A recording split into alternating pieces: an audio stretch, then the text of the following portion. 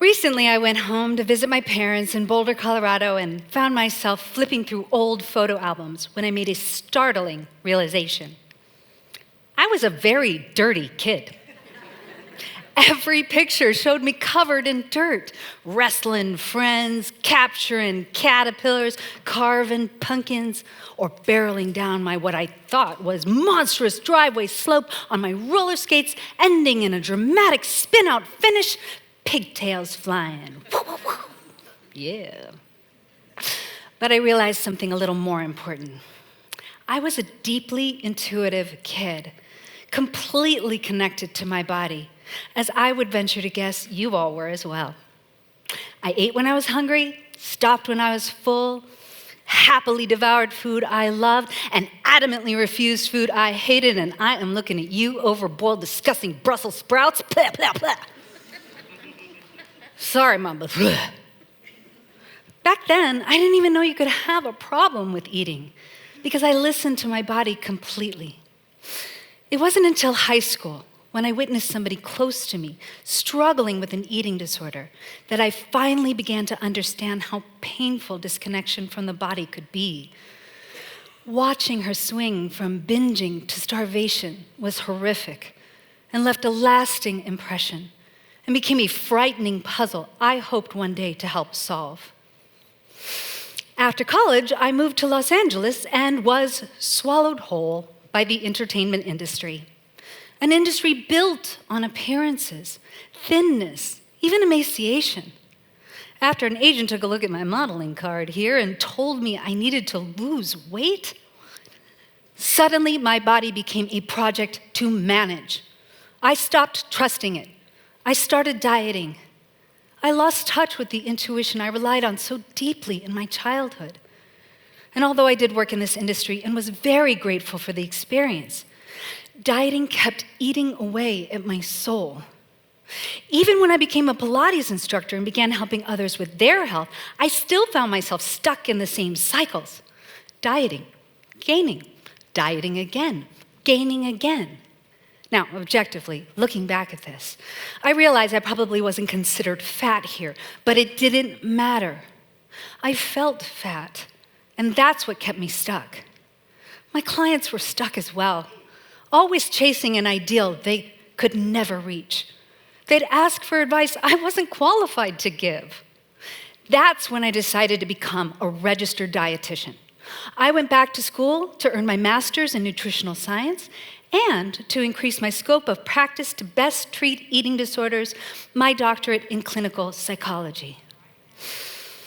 What I learned about diet culture, the multi-billion-dollar weight loss industry, changed everything. I learned how its promotion of two damaging biases, lookism, or the unhealthy pursuit of the thin ideal, and weight stigma, or weightism, a bias as prominent and ingrained as racism, shape not just our beliefs, but our behaviors. In fact, the more we're shamed for our weight, the more we internalize that shame, and the more likely we are to gain weight, a toxic, perpetuating cycle. And we usually gain that weight by shame-eating ultra-processed foods, which hijack our biology by manipulating our brain's pleasure centers for sugar, salt, and fat to keep us eating long past fullness. Then we're told we need to go on a diet, which by today's trends usually means adopting a very high animal protein, low carbohydrate diet, a recommendation rife with misinformation. Although weight loss from a very high animal protein diet might occur in the short term, long-term consumption has been linked to increased risk of kidney and liver dysfunction, heart disease, and diabetes, all of which paradoxically lead to weight gain. In addition, our overconsumption contributes disproportionately to global greenhouse gas emissions and the deforestation of our planet. When misinformation clouds our judgment and shame drives our choices, we become disconnected from our bodies and the earth and more dependent on the very industry that harms us. And all the while, that industry benefiting from our shame and confusion continues to grow. Diet culture is a $170 billion industry and is projected to reach $295 billion in 2032. It profits by convincing us that we're broken. And now we've entered into a new era. With growing demand for medical solutions for chronic conditions like diabetes and metabolic disease, the pharmaceutical industry has introduced tools that are now intersecting with diet culture's $170 billion industry. Originally developed to treat type 2 diabetes by enhancing insulin secretion and stabilizing blood glucose, GLP-1 receptor agonists have shown remarkable benefits for those with uncontrolled diabetes, with weight loss as a welcomed additional outcome. While emerging research has shown that similar results can be achieved through evidence-based nutrition and lifestyle interventions, I fully acknowledge that these medications have been life-saving and have brought many back to health and stability, especially those facing significant barriers. But something very troubling is unfolding. What began as a groundbreaking therapeutic tool is now being swept into a culture still deeply preoccupied with thinness. Diet culture has seized on these newest medications as the next miracle fix, another solution for a problem it created. Now, please understand, I am not here to blame or shame anyone choosing these medications. I understand everyone has deeply personal reasons to do so, and I respect and honor those reasons. However, I am very concerned. There has been a surge in disordered eating and a rapidly growing number of clinical eating disorders in populations that are drawn toward these medications for rapid weight loss. A recent study found that GLP-1s are significantly associated with patterns of misuse, including abuse, unprescribed use, and intentional misapplication. There has been an unprecedented rise in eating disorders linked to these medications, with Melissa Spahn of Eating Disorder Clinic Montenegro quoted as saying, "Nothing compares to the phenomenon that we're seeing right now with these GLP-1s." And I couldn't agree more. We are entering dangerous territory where suppressing hunger is marketed as empowerment and clinical intervention is offered not for the sake of health, but for thinness. So what is the cost of silencing our hunger for the sake of aesthetics? GLP-1s and newer medications alter our ability to know when we're hungry and trick us into feeling full. This is no different from a typical calorie-controlled diet, except for you're not ravenously hungry and you reach fullness abnormally early. But the costs extend far beyond altering our very important hunger and fullness cues. As the commercials say,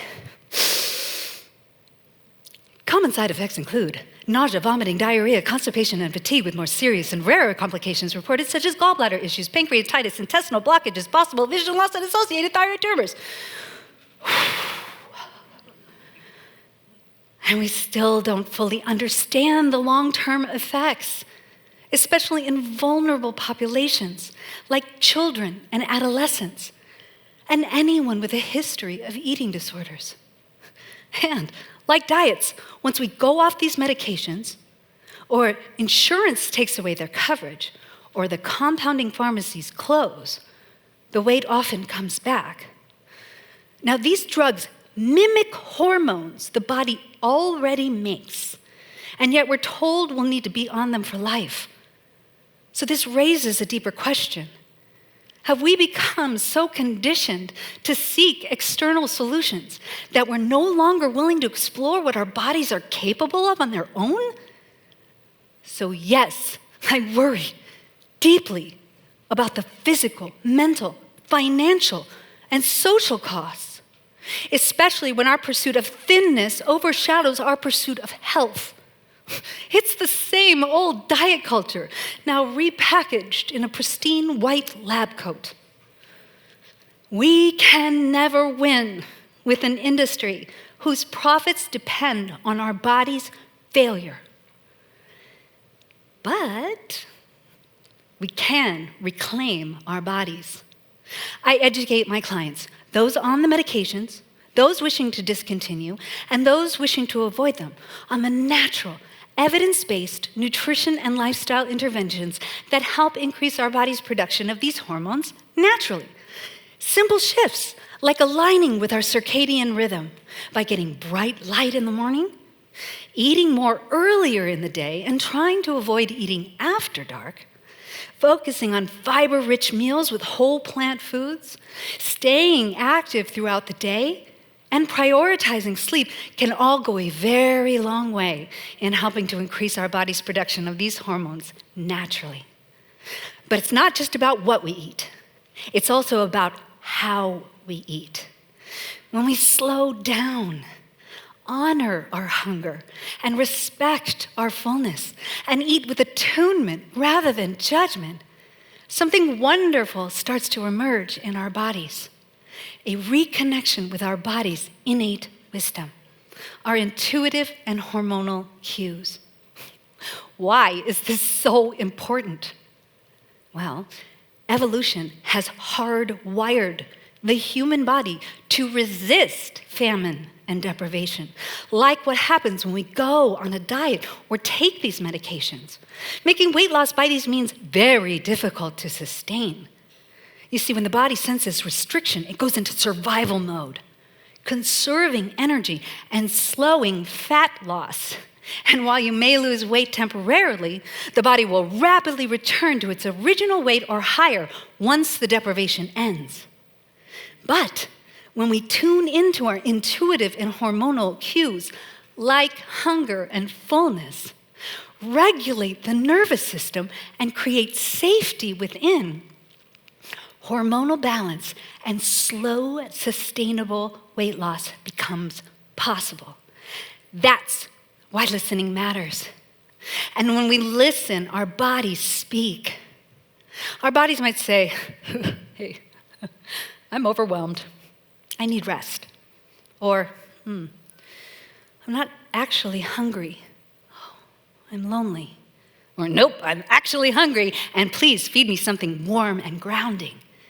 That still small voice was never gone. It was just drowned out.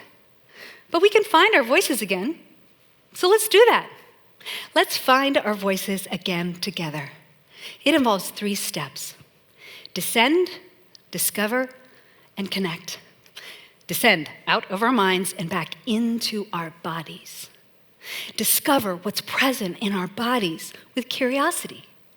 And connect to our body's inner wisdom. That's how body trust begins. One moment, one choice at a time. You can employ this before, during, and after you eat, or any time of the day, really. So let's do this together. Descend. I invite you to close your eyes. Breathe in. Breathe out. Again, breathe in. Breathe out. Let yourself arrive in your body. Feel your feet on the ground. Feel your body supported by your seat. Now, unclench your jaw. Relax your shoulders. Let your belly be soft. Discover. Bring awareness to your breath. Notice its rhythm. You don't have to change it. Just follow it. With each breath, turn gently inward. Not toward your mind, not toward your fear, guilt, or shame, not toward the rules and restrictions you learned in diet culture, but toward your body. Now connect. What is your body saying to you right now? Is it calm? Is it tired? Is it holding tension? Is it asking for something? Listen closely. If you don't hear anything right away, don't worry. Keep practicing. Your voice will return with time. Your body might be saying, I need rest, or I need movement, or I need comfort, or I'm ready to be nourished. Now open your eyes. Whatever your body said, that message is right. But you already knew this. You've always known. We all did once. And imagine if more of us could return to this knowing. What would happen if we disrupted diet culture's multi-billion-dollar weight loss machine? What if we paired external solutions with a renewed trust in our body's inner signals? What if, in doing so, we reduced our dependency on an industry that harms our health, drains our wallets, and contributes to environmental destruction? What would emerge then? Maybe we could deprogram diet culture and simply walk away from an industry built on shame, manipulation, and misinformation. Maybe we could eat in ways that heal both our bodies and the planet. Maybe we could reclaim our health, our money, and our sense of power. This isn't just about food. It's about remembering who we are beneath the conditioning. It's about rewriting the story. We were never broken. We never needed fixing. We only need to remember how to listen. Thank you.